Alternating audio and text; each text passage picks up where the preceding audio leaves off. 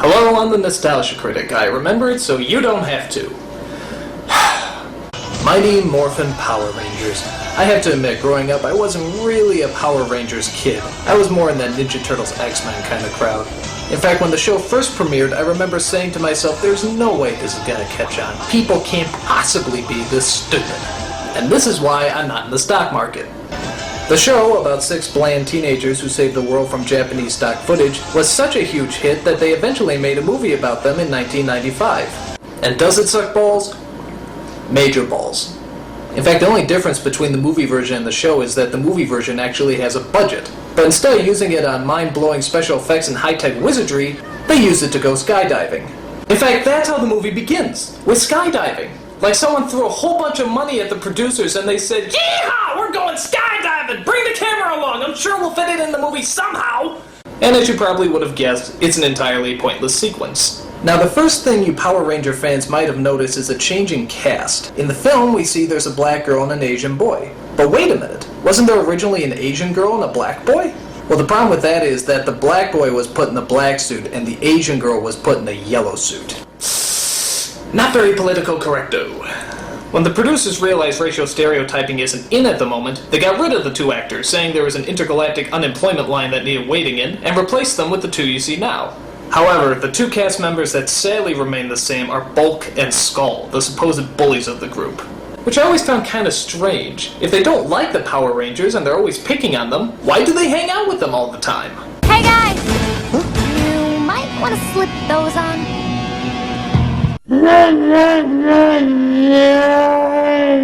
The story, or some semblance thereof, is centered around a space-traveling villain named Ivan Ooze, who's just a little less annoying than Rita and Zed, the Lucy and Ricky Ricardo of evil. Finally, a real man! His plan is to hunt down and destroy the Power Rangers' intergalactic leader Zordon, who, despite having all the powers of the universe, still can't manage to sync up his voice with his lip movements. It is good to see you again, too.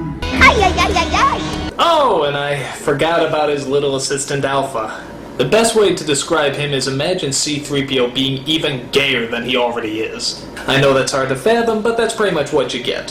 Things start heating up when Ooze starts destroying Zordon for making him miss all the years of torment Earth has gone through. The Black Plague! The Spanish Inquisition! The Brady Bunch reunion! I gotta admit, that's kind of funny. So Zordon's power is destroyed and he's slowly wasting away into a festering ball of nothingness. But don't worry, that doesn't interrupt the Rangers skydiving and rollerblading. It does, however, take away their Mighty Morphin powers. That seems to get their attention. We may not have our powers, but we're still the Power Rangers. I'm gonna disagree with you there, Tommy. You see, being a Power Ranger implies that you have actual power. So, without power, you're just a plain old Ranger. And trust me, they're not very powerful. Especially when trying to protect picnic baskets. Alphabet tells him that the only way to save Zordon is to find the Great Power that's located on a planet far, far away. The Great Power? Well, what's that? Where did it come from? How does it work? Well, this movie has far too many action sequences to worry about tiny little things like plot. However, it does take time to tap into our emotional sides. Zordon, you can't leave us! Ever since you came into our lives, you've been like a father to us all. Yes, I think we can agree that Zordon has been like a father figure to us all.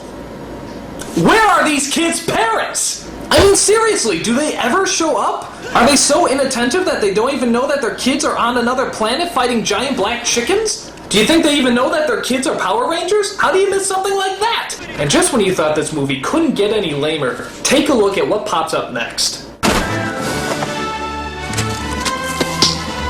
I am Dulcia, Master Warrior of the planet Phaedos. The planet what? Come on, you can find more convincing names than Star Trek word jumble.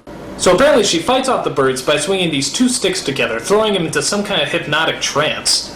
Yeah, how is that supposed to put you in a trance, just taking 2 sticks and swinging them up and down, up and down, up and down, up and down, up and down, up and down, up and down, up and down, up and down, up and down, up and down, up and down, up.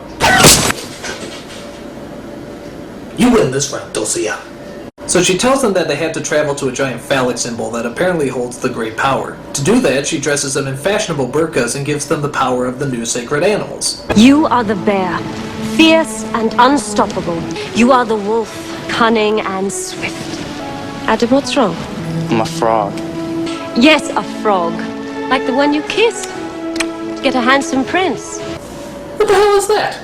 Kissing is my superpower? You shitting me? They get the strength and the swift and I get kissing? What kind of bullshit is that? Oh, don't let her get away with that! Stand up for yourself, maggot! Hey! Hey, bitch, get back here! Where's my real superpower? Hey! Hey! Hey! Fuck this, man. I'm gonna go into anime. So the Power Rangers set out on a spiritual and enlightening journey, which I actually kinda like. It's good to see these kids look inside themselves and discover their true spiritual essence. And what exactly do they learn on this journey of self-discovery? Nothing! They kick some ass and they get their powers back. That's it.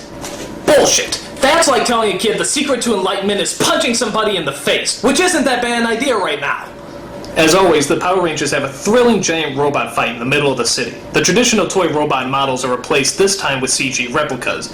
And I never thought I'd say this, but after watching this metallic diarrhea, I think I actually prefer the toy robot models. There's also a subplot about how Ivan Ooze hypnotizes all the parents in the city and forces them to jump off a cliff. I'm sympathizing with them at this point. But don't worry, there's a little 12-year-old boy who knows how to operate a crane and a monorail. Where the hell did he pick that up? Was there a how to handle heavy machinery class in grade school? If so, how did I miss that class? The battle eventually works itself up into outer space, where the mother of all finishing blows is thrown. Dude, did you just see that? Real good lesson for the kids, guys. If you can't overcome your enemies, just kick them in the happy sack and they'll go down like anyone else. Top notch! Upon hitting an asteroid, Ivan Ooze is destroyed and the Power Rangers fly off to save Zordon. But unfortunately, they're too late. Zordon is gone. If only they had gone to save him first instead of showing off their brand new fighting moves and special effects. If only. If only. Remember what we learned? To those who possess the great power, all things are possible. No, Tommy, no. That's crazy talk. Come on.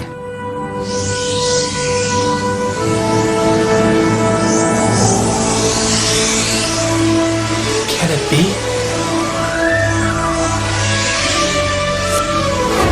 Is it possible?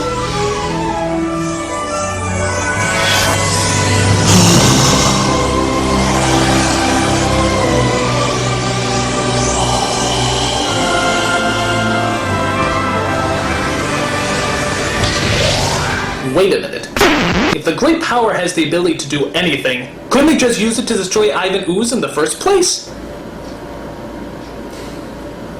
This movie makes no sense! Nothing about the Power Rangers does! How come the monsters always land in the exact same city? How come the city turns into a canyon whenever a fight scene's about to happen? How come nobody recognizes the Rangers even though they wear the exact same colors every day? How come they always move like they have Tourette's syndrome? How come Rita's voice never sounds right? How come they dress up like NASCAR mannequins? How come it's sunny in space? How come Alpha's so gay? How come Kimberly's so hot? Why? Why? Why? I'm the Nostalgia Critic. I remember it so you don't have to.